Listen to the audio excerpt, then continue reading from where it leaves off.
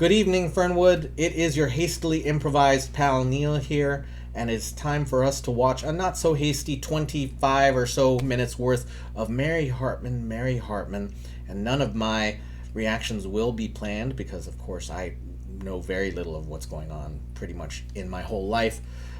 Let's do our recap before we jump into the June 10th, 1976 episode. Yesterday, Martha came to Mary with some news about her birth. She was born in Oklahoma, where Grandpa adopted her. Mary is really not too impressed by that. She's been kind of dealing with the emotions of the breakup with Tom Hartman. They are separated now. Of course, Dennis comes over for a visit since he has been spending as many minutes and hours as he can at the Hartman residence ever since that breakup. Speaking of Tom, over at the factory, while Ed McCullough and Charlie have been catching up on the events recently, the recording of Vitamin L that Loretta did, Tom comes in and says that he has been fired from the factory because he did not seek out the treatment that they recommended for him since he has been drinking on the job for what feels like a couple weeks worth of episodes. Tom is certainly in denial about his drinking problem. Speaking of problems, over at Action 6 News, Clete Meisenheimer has found a plan to help Kathy stay with the job. She's not really getting paid well enough to do the jobs at the studio that she had been hired for as the kitchen cookie or as the gopher, so Clete offers her a position as a weather girl. Clete then invites Kathy out to dinner, and along with that gives her a sexual harassment style pat on the butt. Kathy sets up a clear boundary about, hey, this is not romantic. Then they head off to dinner. Also having dinner at this time are the Hartmans, or rather Heather Hartman, Mary Hartman, and Dennis Foley. Heather and Dennis seem to be getting along quite well. In fact, Heather really seems to like Dennis, and that is bad news when Tom calls and asks Heather to come out to dinner with him, because she says to Tom, "Oh, I'm sorry, I'm having dinner with Uncle Dennis," and then hangs up on him with really no sensitivity at all, because Heather is indeed a monster. So, this is the June 10th, 1976 episode of Mary Hartman. Let us begin.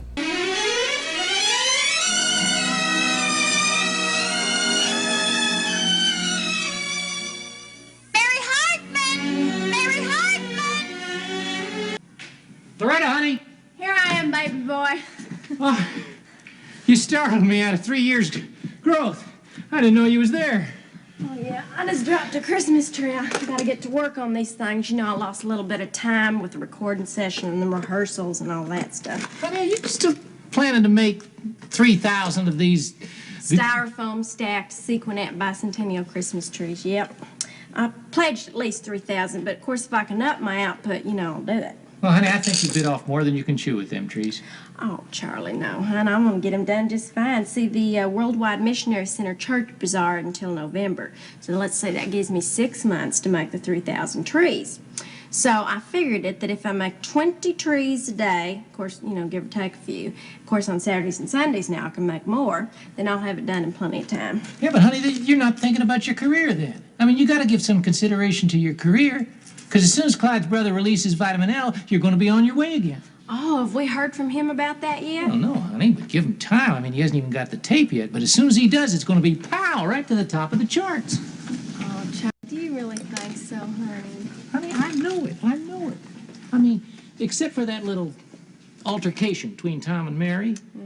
Well, that session was a smash, honey. You never sang better. Vitamin L is going to be bigger than Baby Boy. Oh, Charlie.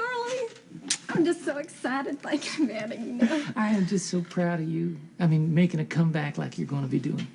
Well, it's not really a comeback, you know, because I really wasn't there. Honey, you were too. You were practically there. I mean, when Vitamin L gets released, that's good. You're going to make it all the way. Oh, I'm just so happy. You know, the Lord probably just kind of plans these kind of things, you know, with bad trouble and all, just so that when the good stuff happens, you'll just appreciate it all the more. Everybody knows that if you want to get something, you got to work for it. And working for it's half the fun, isn't it? Yeah. Just like I like to divide my time between working on my own stuff and working for the Lord, you know. Which comes to remind me I better keep working for the Lord or I'm never going to get all these things done, especially my quota for today. Honey, about your division. About, What? well, when we get rolling again, I really don't know about dividing 50-50 with the Lord. I mean, all the proceeds of Vitamin L go to the Lord's work. But after that, I think maybe... Right. I'm going to just tithe, Charlie. I will. 10%. Right. Off the top, but 10%. I'll get it. Oh, you know, I bet that's Mary, bless her little old heart. Oh, morning, Mr. Haggers. Oh, hello, Mr. Jeter. Come on in. Oh, thank you, sir. Well, hi, Hi Merle. there. What a surprise to see you so How bright are and you? early this morning. Good to How are see you? you. Well, honey, come on in. Well, thank you. Listen, Merle, you don't mind. It's okay if I call you Merle, too, isn't it? Oh, absolutely, Mr. Haggers. Yeah, well, we just want to thank you and Reverend Jimmy Joe for making our session such a success. We're proud to help you there. Hey, where is the little reverend this morning? Oh, he's in school. You know, anytime we spend any time at all in a community, well, I like to see that he gets his formal schooling. Of course, you know, we can all learn all we need to know from the good book, but I reckon there's room for all kinds of learning in this world. I reckon, yeah. But he certainly is very impressive. I mean, there's some kind of power that he has, curing Loretta's hiccups the way he did and laying hands on, or doing whatever he did to that amplifier. Yeah. Well, that's just all in a day's work, Mr. Haggers. Yeah, day's work. Gotta be heading for the plant, I guess. Well, listen, it's good to see you. I'm going to hang around just for a minute or two and talk to your wife about some church business, if you don't mind. Oh, that's fine. Okay. Good. Bye-bye. Bye, darling. You just have you a fabulous day at work, okay? All right. See you, baby. Merle. boy. We'll see you. Oh, dear. Yeah.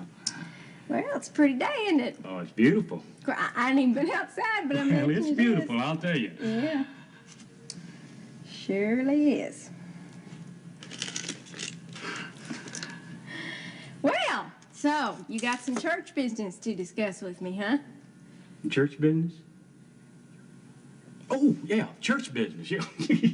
You know, I nearly forgot what I come over here for. You know, you have that effect on me, Mrs. Haggers. Oh, I'm sorry, huh? No, it's probably my own fault. You know, my mind's been going double time lately with all this pressure on it. Oh, sure. Well, of course. I mean, heck, Worldwide Missionary Center, that's got to be a very pressuresome job. Right, it certainly is. It's a heavy burden, I'll guarantee you, but, gee, I was wondering if I could, maybe just set a spell.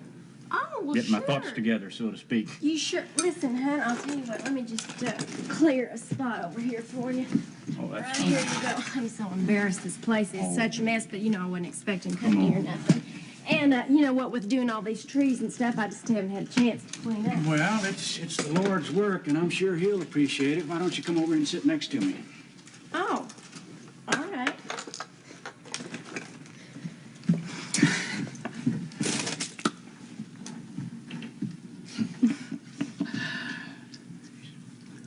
Beautiful trees. Yeah.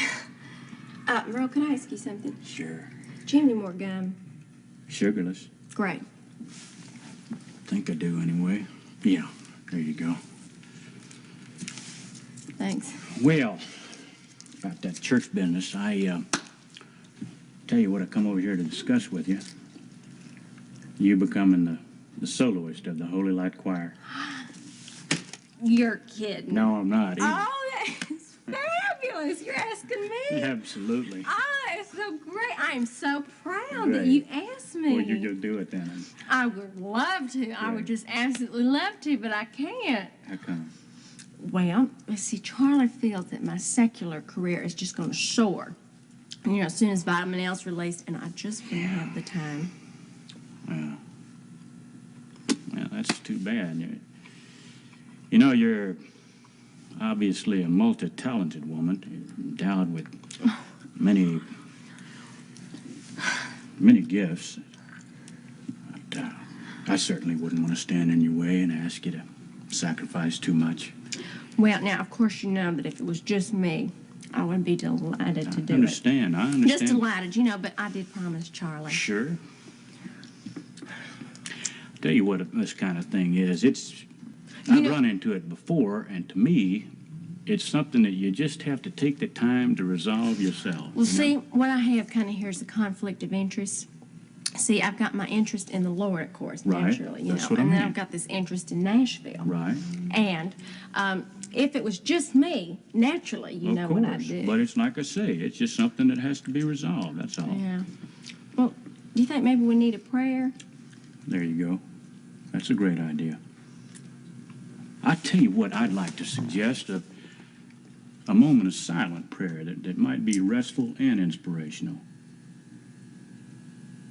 Should we pray? Let's do it.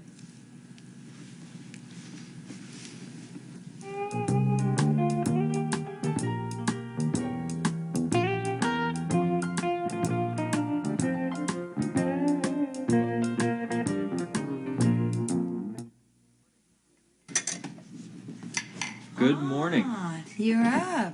Yes, and I am hungry enough to eat a horse. You really can think about food after what you did last night? Oh, I am sorry about that. No, I am sorry about last night. It was those salmon croquettes. No, it wasn't the salmon croquettes. It was the canned pimento. See, it's the only thing I'm allergic to in the whole world. Canned pimento? Canned pimentos, and I'm really sorry. I hope I didn't upset you when my face swelled up. Well, it didn't upset me. I'll tell you what got to me. The splotches. I mean, when those splotches started coming out, I did get a little scared right then and there. Well, it's a form of hives. Uh-huh. And you see, that's when, I started to, I was having trouble breathing. Right, That's when I lost my dinner. right. Oh, I'm really sorry about the carpet. Listen, it's really okay about the carpet. I cleaned it up, and I washed out your shirt. It's right in back here. Thank you. Thank you for taking such good care of me. I couldn't have made it home last night. Well, so you slept on, here, on the couch. I got up in the middle of the night, You did? Why didn't you call me if you were sick? You didn't throw up on the couch, did you? No. Because that I don't know if I could get out. No, I got up in the middle of the night and I was fine. In fact, but I almost did call you. In fact, I almost went up to your room. Well, I'm very glad that you did not go up to my room. I have this question. Why does that question? Oh. Hello. Hiya, Kathy. Kathy, this is not what you think that it is. Did I say anything? No, but you have that raised eyebrow look, this is nothing. Now, sit down and let me explain this to you, okay? Dennis was here for dinner last night, okay? Mm-hmm. He was... Would you just relax? Just relax. Dennis was here for dinner last night. I made some salmon croquettes, but what I did was I used, those canned pimentos, the canned chopped up little pimentos like that? That's what I used, and he's allergic to them. Would you tell her that none of this is necessary?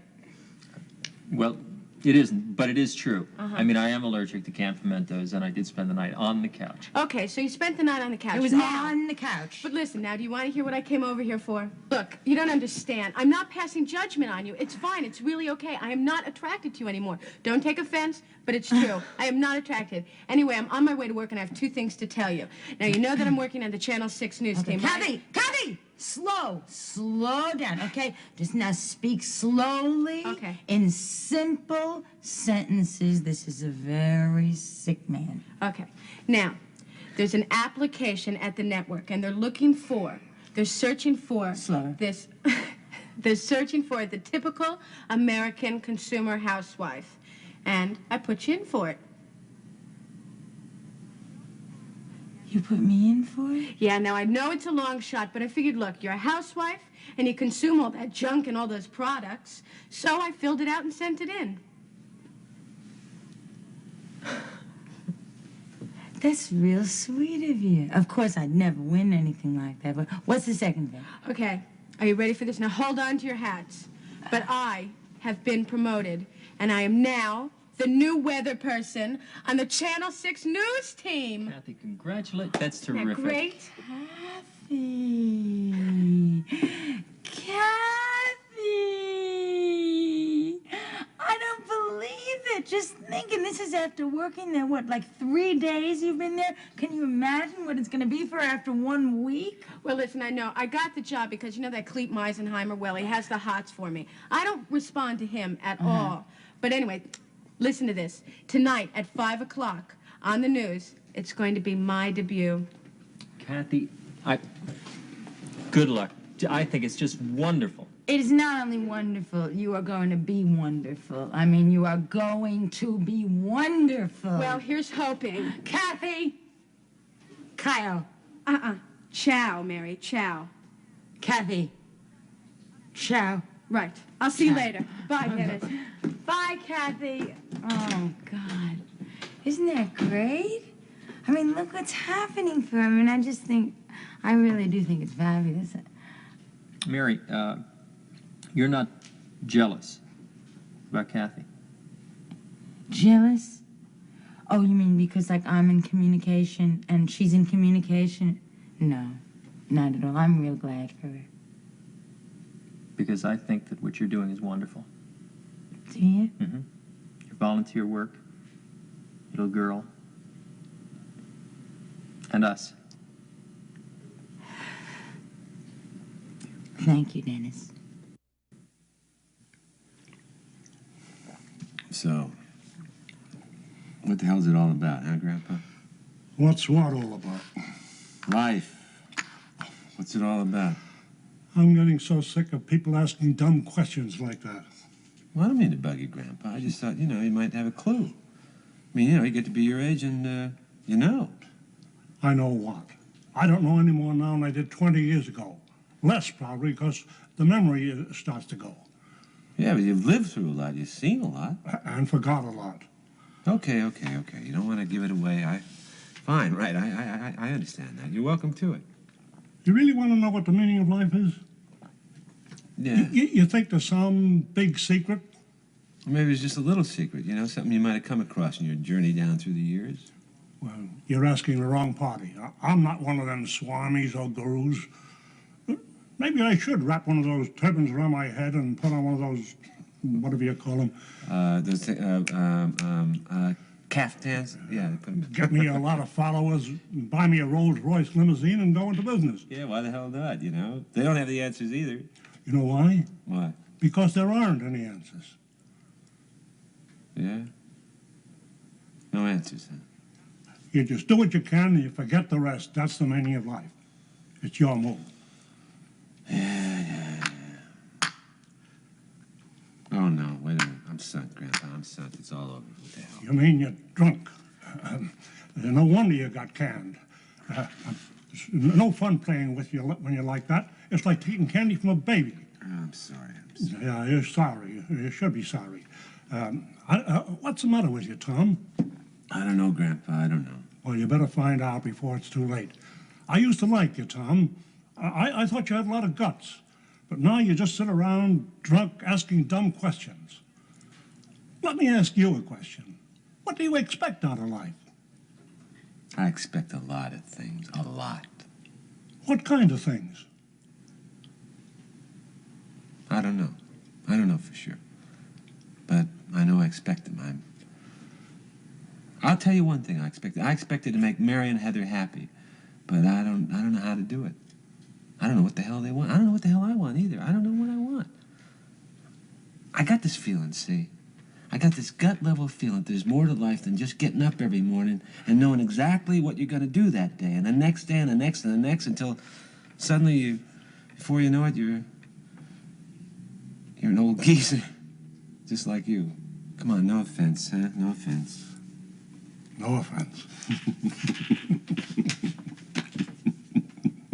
You're okay, Grandpa. You know that. It's your mood.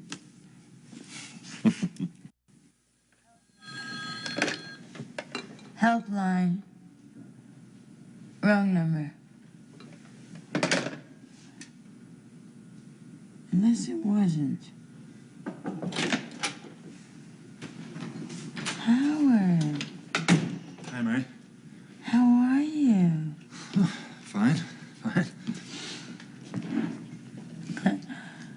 Why haven't I seen you for the last couple of days? If you really want to know the truth, I feel a little strange, kind of self-conscious. You do? Why? Well, you know. I do. No. I thought it was terrible what that salesman said. I mean, I didn't believe that like that. I mean, it's not that I didn't believe it. I mean, I believed it. I just didn't believe that he would do that, that he would say that. I mean, I believe that anything is possible between two adulting consents. But, you know, I just felt that I think I know what you mean, Mary. I really like you, Howard. You're my friend. And I just think that, you know, it doesn't matter to me if you're... Well, I mean, I've done things that... This isn't coming out right, is it? No. No. I understand what you're trying to say, Mary. And look, I really... What? Your acceptance of what I am, the way I am, well, it's a big relief to me. I really do accept you, Howard. Yeah, well, you see, not everybody's as broad-minded as you are. I suppose it shouldn't bother me. But it does, and... No, I just wish I could come out in the open about it, like Ed wants me to, but... I can't, and I really hate myself for that. No. You know what you need? What? A nice cup of coffee. That's what you need. Okay. A nice cup of coffee. I'm gonna have a nice cup of coffee. You're gonna have a nice cup of coffee. Okay? And then we'll just sit down and we'll talk about it. Oh my! It's 5. I have to turn on the television and watch the news. Why? What happened? Kathy is the weather person. She's become the new weather person. So I just want to watch her and see how she's doing. Oh, no. I think we missed it. I waited the whole day for this. Mary, could we get back to what we were talking about? Oh, sure. Now, wait a minute. Now, let me see. I remember. I know. You said that you hated yourself. Do you hate yourself, really? Well, no. Not for what I am, but because I can't admit it. You see, I've been in the closet for years. In the closet? Yeah. What do you do in the closet? Oh, I'm sorry. Is that just a technical term? Yeah, you see, it's when you're gay and you can't admit it. Not that it does much good because, well, everybody figures out what you are anyway. And all it means is that you're denying it by making believe you're somebody you're not. It's really worse. Oh, Howard, I'm really sorry you're having such a rough time. Now it's really harder on Ed. Oh, listen. Ed has been terrific about this. I mean, Ed was over here, and he explained the whole thing. And I don't know, I felt glad that he explained it to me. I really did. You know, see, that's the point. I should have told you myself instead of letting Ed do it. Howard, it didn't matter. He seemed to like doing it. He came over here, he told me, he explained everything to me. It was fine. No problem at all. You know what to do. He's so upset. Finish your coffee, then we'll have another cup of coffee, and then you can go back to your closet. I mean, your house. All right. Lots of little bits to hit here, so let's just say Loretta making 3,000 trees and storing them in her living room. Maybe she needs a different place to store trees. I get that she has a new fire for making the stuff, but you know, you gotta also manage the home, the place where you live. Probably should not be like filled with trees for like months at a time till like November, you know, and it's June at this point in terms of, I don't know when November is in the show, but they still haven't hit the bicentennial, so they've got many months to go before November, and 3,000 trees filling that little home is probably not gonna work out. But then Merle comes over and is even more skeevy than usual. Yick. And then, as usual, Dennis is at Mary's place. Kathy comes in and says she's the new weather person, not a weather girl. And, you know, they're starting to use that term, weather person. And that's a proud little announcement, but also that she has signed Mary up for the average consumer housewife application at the station. I actually thought that was probably going to be the case because Mary is pretty much a consumer housewife. So there we go. And then we get a brief scene of real talk between Tom and Grandpa Larkin, and I really like Grandpa Larkin in this role instead of the normal "where's the peanut butter" that he almost always is. And you know, we really have only seen Grandpa like this with Mary, but to see him really straight talk with Tom, I appreciate that. I really do. Even if he continues to paint himself as a geezer and maybe continues to describe himself as somewhat useless, but Tom really needs a talking to and an ear. Both things. He needs someone to tell him what's going on, and he also needs to express some of the feelings that he really hasn't put any time towards expressing. So Tom, as I mentioned yesterday, is also looking for meaning just like Mary, but it is subverted. Like the meaning of making Mary and Heather happy is something that it's not as clear as just, hey, putting food on the table.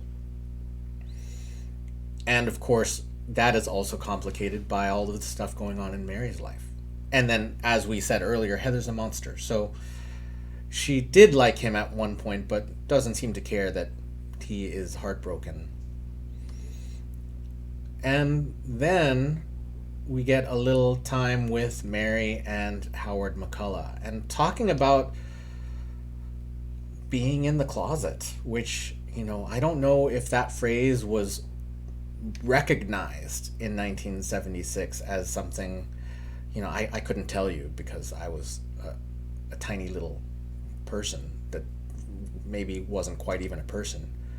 But to talk about that experience and really humanize it, I think even if Mary isn't totally like understanding of the situation, and I don't mean that she's being judgmental about it, but that she just doesn't quite get it in her brain, she's compassionate and really she isn't judging Howard or Ed.